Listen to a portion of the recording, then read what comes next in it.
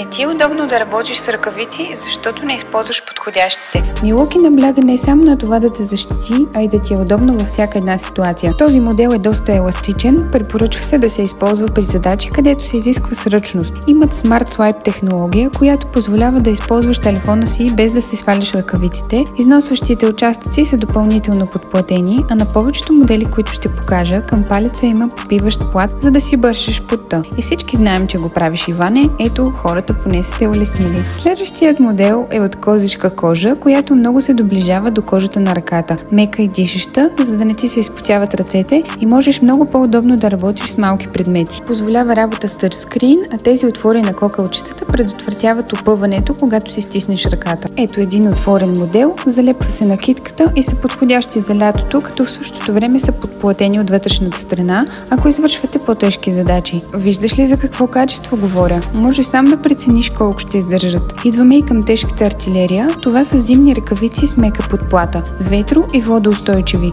Имат и допълнителна акрилна подплата и хем ще ти държат топло през зимата, хем и отговарят на изисквания за среден риск, като среди в строителството, работа с машини и металообработка. Предполагам, вече успях да те убедя, че с подходящите ръкавици и работата ти ще е песен. Ето и едни двойно нитрилни, които са устойчиви на вода и масла, покриват европейските изисквания за удобство, средна защита на порязване и устойчивост до 100 градуса за около 15 секунди. Ето още един сив модел с допълнителна подплата на длънта, която е от гумиран материал, с който ще имаш по-добро сцепление. Разбира се, както останалите, позволява работа с телефон и разполага с TPR подложка, която предпазва кокалчетата, както и абсорбиращ палец. Този модел отново са зимни, акрилни с латексово покритие и имат и средна защита от порязване. Пуснали сме ти промоция за всички модели, а ти ни последвай, ако искаш да виждаш още такива видеа.